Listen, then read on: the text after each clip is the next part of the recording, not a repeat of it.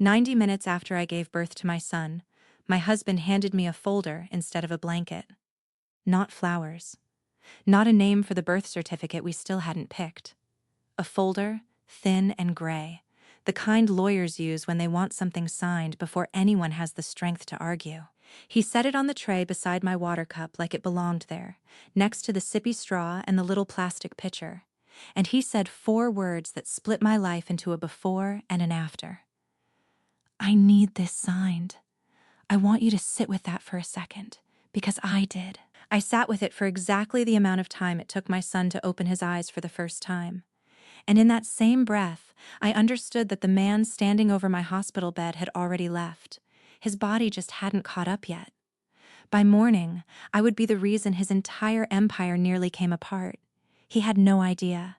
He was too busy admiring his own timing to notice he'd run out of it. My name is Marisol Vane, and this is the story of the 90 minutes that cost my husband everything he built his name on, starting with the one thing he thought he'd already secured: me. I've told this story exactly twice before tonight, both times to people who needed to hear it more than I needed to tell it. I'm telling it a third time now, because I've come to believe some stories aren't finished doing their work until they've been passed along one more time to someone who needed proof that walking away can look exactly like winning. Here's the part nobody warns you about when you marry into money you didn't grow up around. The silence is never an accident. Every quiet room, every early exit, every relative who suddenly remembers an urgent phone call the moment you walk in. None of it is coincidence. It's architecture. Someone built that silence on purpose, brick by brick, long before you arrived to live inside it. I didn't understand that at 26. I understood a man named Desmond Ashcroft who spoke softly, remembered how I took my coffee, and never once made me feel like the poorer, smaller half of a marriage. I understood a family with a name stitched into half the parking garages in Savannah, and I understood that somehow, impossibly, that family's golden son had chosen me. A claims adjuster who drove a car with 140,000 miles on it over anyone else he could have had. What I didn't understand was that being chosen and being valued are 2 entirely different transactions. One costs a man nothing. The other costs him everything he's not willing to give. I also didn't understand, back then, that families like the Ashcrofts don't announce their rules. They let you discover them one small humiliation at a time, until you've absorbed so many of them that you stop noticing which ones are actually about you and which ones were never about you at all. A dinner where your opinion isn't asked for twice. A holiday photo where you're standing half a step further from the center than everyone else. None of it is ever quite enough to name out loud. That's the design. If you can't name it, you can't fight it. And if you can't fight it, you learn to live politely inside it instead, right up until the day it stops being survivable to keep doing that. That's the part of this story I most want you to sit with, because I think a version of it is happening right now in a marriage or a family or a job near you, quietly, the same way it happened to me. Somebody you love is being slowly recategorized from a person into a liability, and they don't know it yet because the people doing it are far too disciplined to say it out loud. By the end of this story, you'll know exactly how a folder on a hospital tray unraveled 4 years of careful lies, how one overlooked inheritance clause, one loyal sister, and one very patient attorney turned a devastated new mother into the last person standing in a boardroom full of men who thought she'd never see it coming. And I think by the end, you'll ask yourself the same question I still ask myself some nights. When the moment finally comes to smile instead of shatter, will you know how? Stay with me. This gets worse before it gets so much better. And I promise you, the version of me sitting in that boardroom 4 months later is not a woman anyone in that family saw coming, least of all the man who handed her a folder instead of a blanket. Desmond Ashcroft didn't sweep me off my feet. He did something quieter and, I now understand, far more calculated. He made himself indispensable one ordinary Tuesday at a time. He remembered my mother's name after hearing it once. He sat through my sister, Ren's entire graduate thesis defense because I mentioned I wished I could be there. For 2 years, he was the safest person I had ever stood next to. His mother, Corinne, was warm to me in the specific way people are warm to a stray they intend to eventually stop feeding. His father, Holloway Ashcroft, barely acknowledged my existence past a handshake at our engagement dinner, and I mistook that for shyness instead of what it actually was, a man withholding investment from something he didn't expect to last. I remember the first family dinner clearly, mostly because of how carefully everyone at that table had rehearsed being unbothered by me. Karine asked about my job the way you'd ask a child about a school project. Polite, brief, already moving on before I'd finished answering. Holloway spent most of the meal discussing a zoning dispute with Desmond's cousin, occasionally glancing at me the way you'd glance at a piece of furniture you hadn't approved the purchase of. I drove home that night and told Desmond it had gone fine. He squeezed my hand and told me they just needed time. I believed him, because believing him was so much easier than sitting with what I'd actually felt in that room. We married in a garden ceremony. Desmond insisted stay small. Away from the shareholders, he joked, though I'd learn later that shareholders were never the audience he was protecting me from. 90 guests, string lights, his mother's face arranged into an expression that photographed as joy and red, up close, as something closer to tolerance. I didn't notice at the time. I was too busy being happy, and happiness has a way of making you a terrible witness to your own life. It was 8 months into the marriage when I first heard the name Priya Chandrasekaran spoken in a tone that didn't match the words around it. She ran investor relations for Ashcroft Development. Smart, composed, always the last one to leave a room. I met her twice. Once at a groundbreaking ceremony for a mixed-use development downtown, and once at the company's holiday party, where I caught her glancing at Desmond across a crowded room with an expression I couldn't quite name at the time. Not longing exactly. Something closer to exhaustion, the specific tiredness of a person carrying something heavy in a room full of people who don't know it's there. I noticed the way conversations changed shape slightly when she entered them. Not dramatically, just enough that a person paying attention might feel a draft where there shouldn't be one. Desmond's sentences got shorter. His hand found his phone a half-second faster. I told myself I was imagining things. I had no evidence, just a feeling, and feelings don't hold up in the kind of marriage where everyone around you has a financial interest in your feelings being wrong. That same holiday party, I ended up beside Priya near the bar, while Desmond was pulled into a conversation about quarterly projections across the room. She asked, carefully, how the nursery planning was coming along. I'd mentioned to a coworker weeks earlier that we were trying, and apparently word had traveled the way it does in offices built on proximity to power. I remember how gently she asked it, like she was stepping around something fragile, and how quickly she excused herself afterward, before I'd even finished my answer. I told myself she simply wasn't used to small talk with the boss's wife. I didn't think about that exchange again for almost 2 years. Here's what I know now that I didn't know then. An affair doesn't usually begin with a decision. It begins with math nobody does on purpose. A late meeting that becomes 2 late meetings. A phone that starts living face down on the counter. A husband who used to talk about the family we'd build someday and now changes the subject with the practiced smoothness of a man who has changed that subject before. There was a night, early in our 2nd year, when Desmond came home past midnight from what he said was a client dinner. The next morning, I found a valet ticket in his coat pocket from a restaurant across town, time-stamped 2 hours earlier than the story he'd given me. I asked him about it over coffee, half joking, the way you do when you want to give someone an easy exit. I watched him build an explanation in real time. A colleague's retirement dinner, a table he'd joined late, nothing worth mentioning. I remember thinking even then that a man telling the truth rarely needs 3 sentences to explain one dinner. I let it go anyway, because letting things go was easier than becoming the kind of wife who kept a list. We spent 2 years trying for a baby of our own. Appointments, procedures, the particular grief of a pregnancy test that says one thing when your whole body has already decided to believe another. Desmond sat through the first year of it beside me, hand in mine, telling me it would happen when it was supposed to.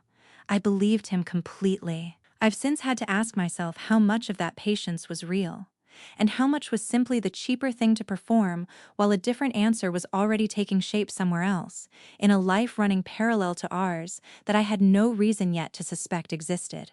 I think about those 2 years often now. The fertility clinic waiting room with its tasteful gray chairs and its stack of parenting magazines nobody in that room could bring themselves to open.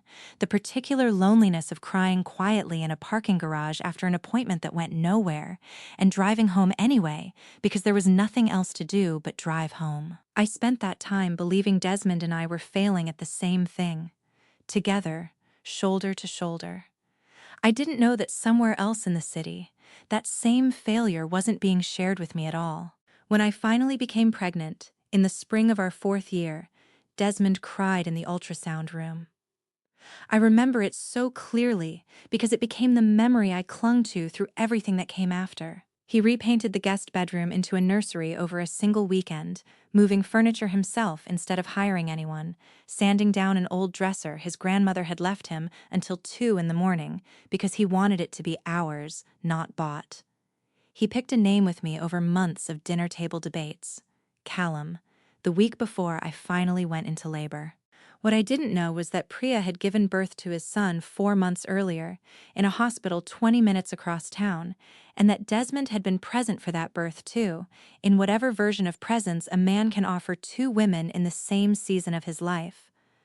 What I didn't know was that Desmond's father had already delivered an ultimatum of his own months prior. Resolve this before Ashcroft Development's refinancing closed with its lead lender, or Holloway would resolve it publicly, on his own terms, in a boardroom Desmond couldn't control, in front of people whose opinion of his son mattered to him far more than mine ever had.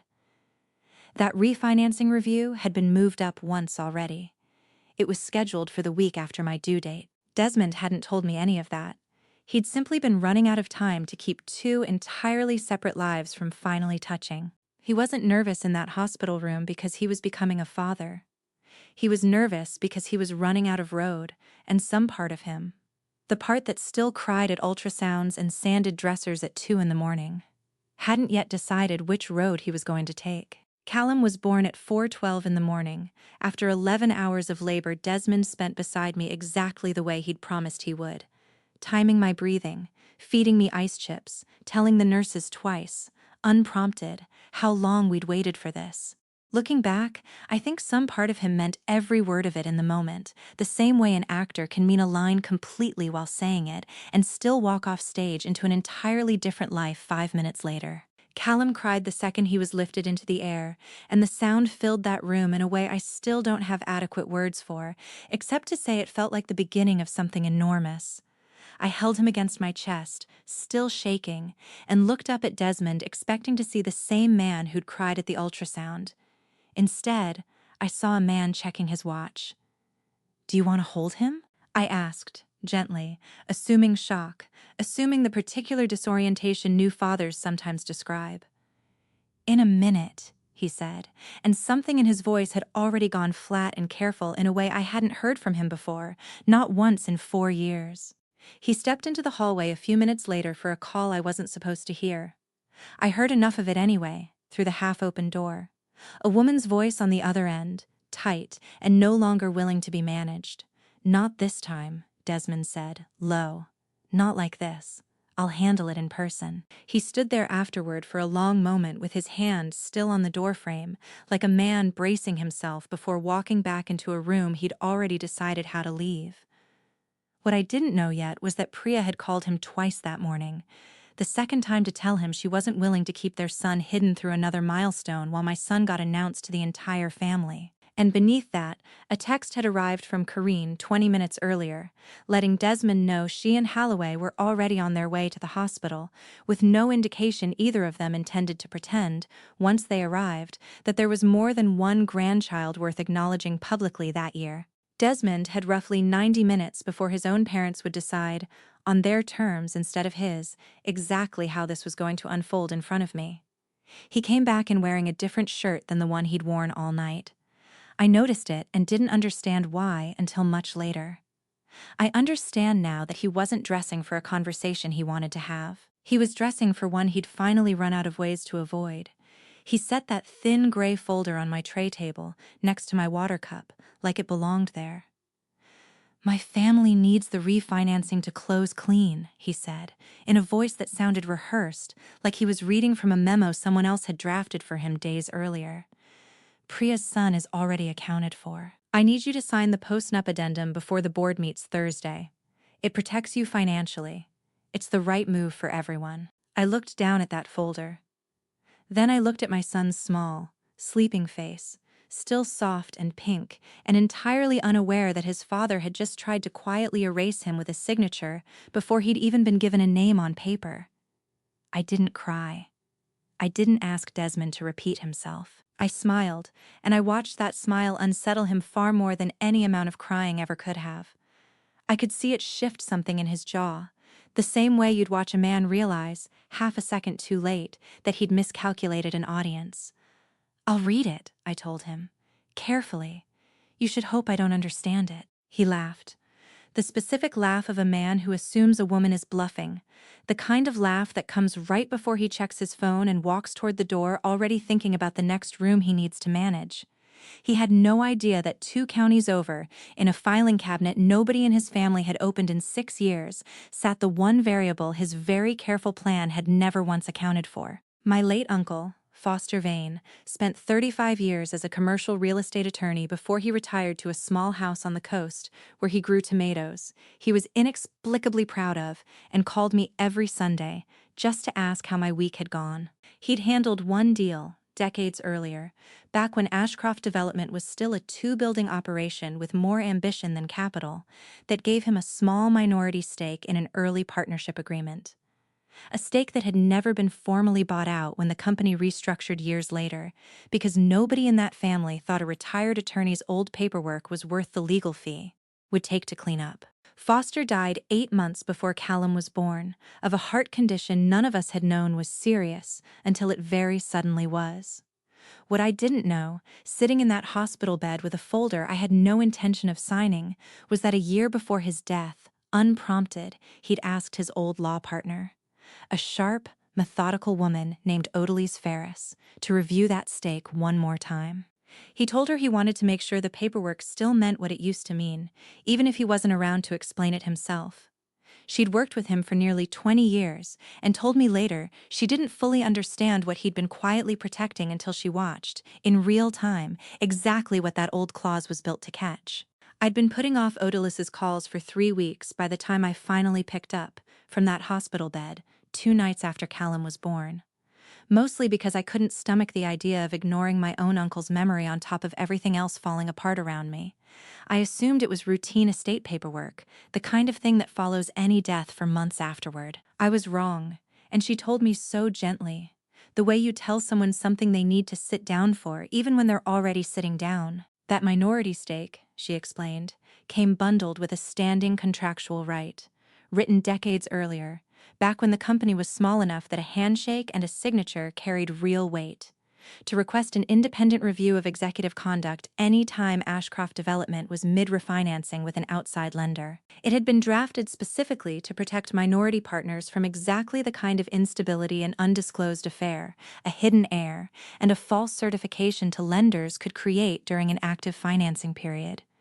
Nobody currently on the Ashcroft board had thought to dissolve it, because nobody currently on the board remembered it existed. "It means," Odalise said, in the calm, unhurried voice of someone who had clearly rehearsed saying this sentence to me at some point over the past 3 weeks, "you have considerably more leverage in that company than your husband currently thinks you do.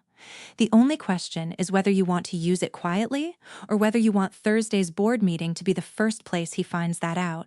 I didn't answer her right away. I looked over at Callum, asleep in the little plastic bassinet beside my bed, and I thought about the gray folder still sitting untouched on my tray table, and I thought about the particular kind of quiet my uncle had always carried with him. Not the withholding kind the Ashcrofts specialized in, but the patient kind, the kind that waits exactly as long as it needs to before it finally says something. That matters. Quietly first, I told her. Then Thursday, if quietly doesn't work. I didn't sign the folder. I filed the review instead, through Odalise, from that same hospital bed, before the sun came up. My sister, Wren, drove 3 hours from Charleston the moment I called her that first night, arriving before dawn still in the clothes she'd fallen asleep in.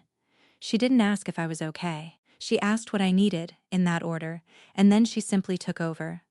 holding Callum so I could sleep in real stretches instead of fragments, arguing gently but firmly with a nurse about my pain medication schedule, sitting in the corner chair through visiting hours like she fully intended to outlast anyone who might try to make me leave before I was ready. She'd told me once, quietly, at my own wedding, that Desmond had the kind of politeness that only shows up when someone's watching. I'd laughed it off at the time. I didn't laugh sitting in that hospital room, finally understanding exactly what she'd meant, 4 years too late. Desmond didn't come home during my remaining 2 nights in the hospital, and he didn't come home during the week after either. He stayed at his parents' house, and the only contact I had from him was a single text on the 3rd day, asking whether I'd had time to think things over. As though I was the one who needed to reconsider a decision he'd made months before I ever went into labor. He called once, on the 4th night. I almost didn't answer. When I did, he didn't ask about Callum. He asked whether I'd spoken to anyone at the company, in a tone that made it clear he already suspected I had. By the end of that first week, I'd moved most of what mattered into 2 suitcases and a car seat, and Wren had helped me find a short-term rental 2 streets from her own place, close enough that she could still show up unannounced with groceries and an opinion about everything. The board meeting happened the following Thursday, exactly on the schedule Desmond had been racing against from the very beginning, in a glass conference room on the 9th floor that smelled like fresh coffee and something colder underneath it. I wasn't required to attend in person. Odaliz handled the procedural filing.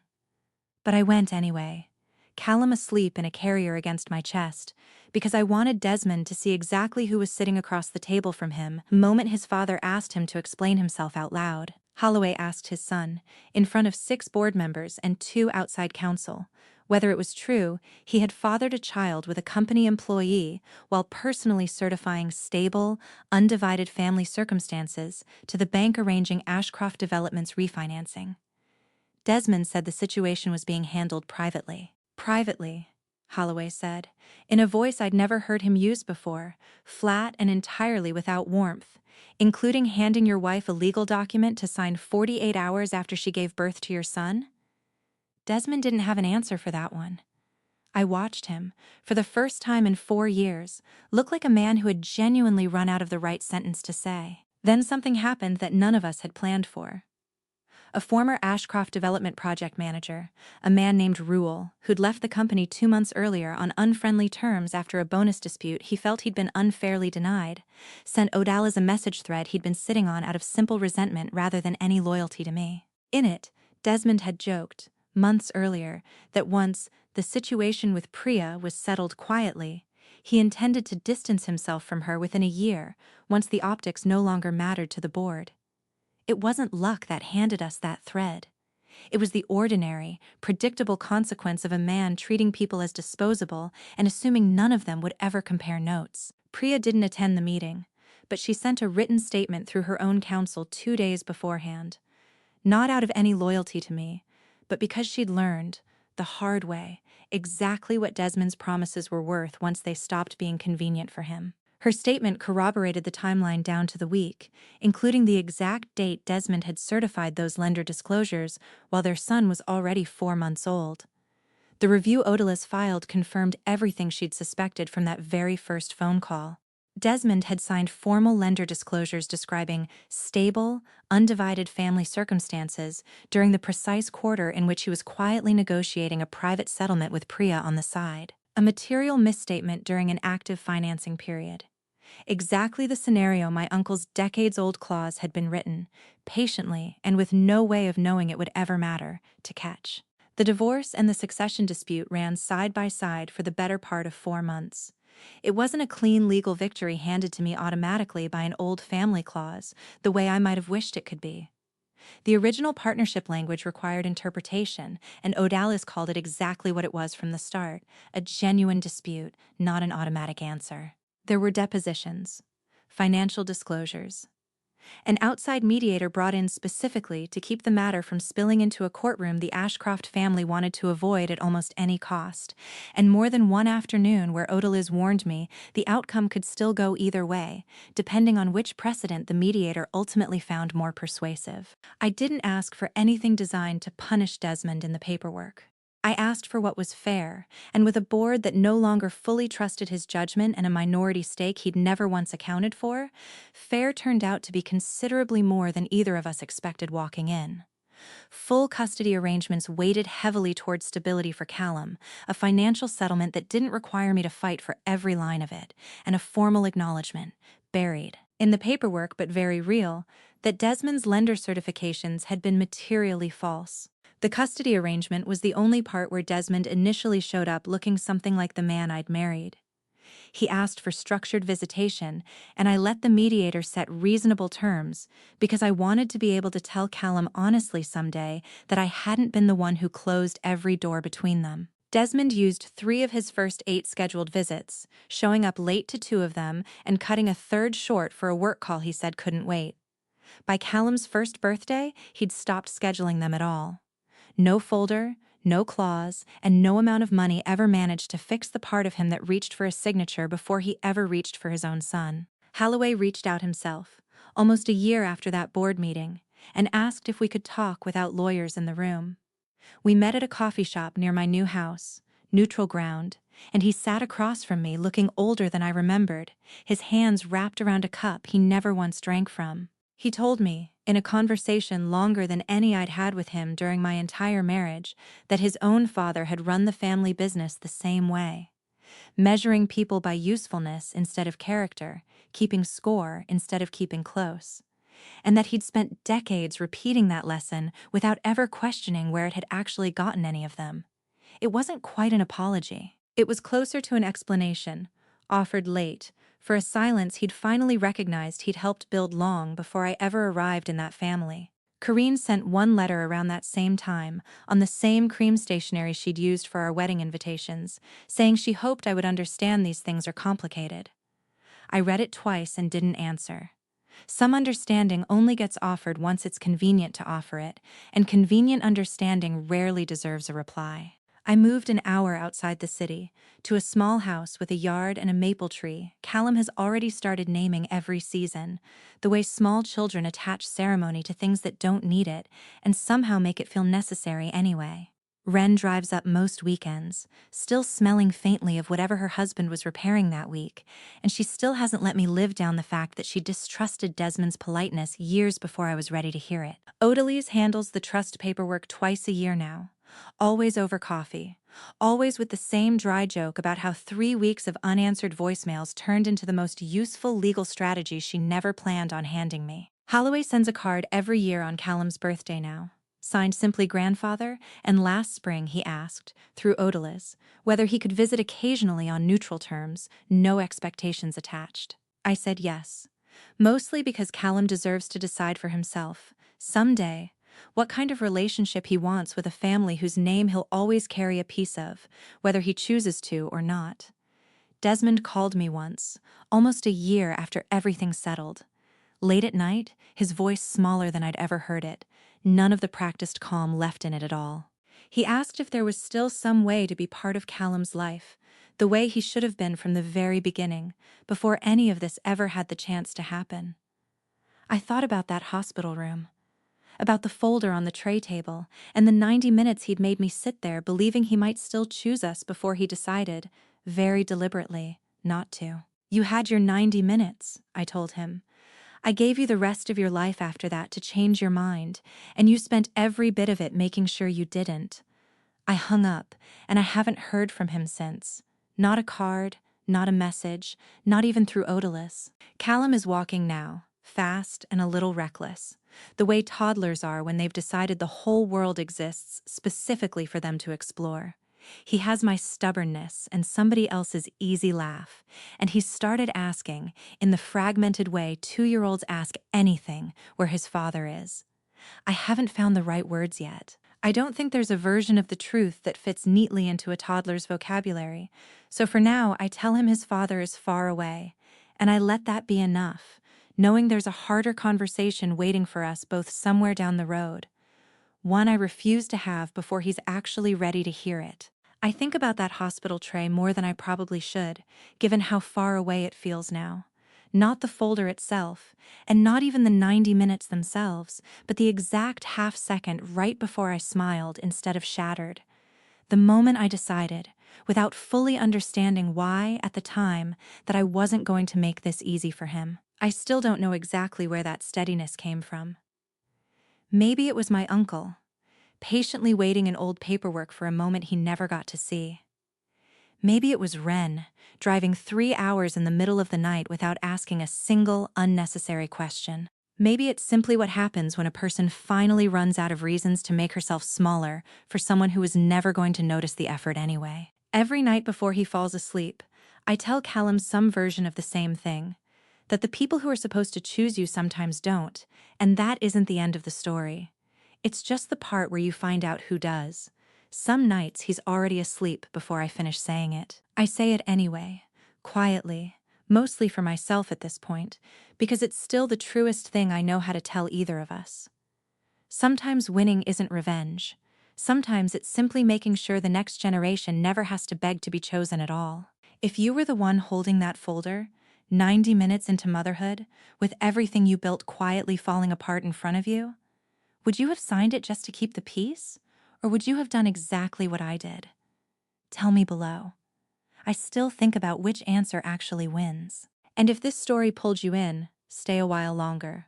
Subscribe, because the next one is about the sister who almost didn't come, and what she found in that filing cabinet 6 weeks later that neither of us saw coming.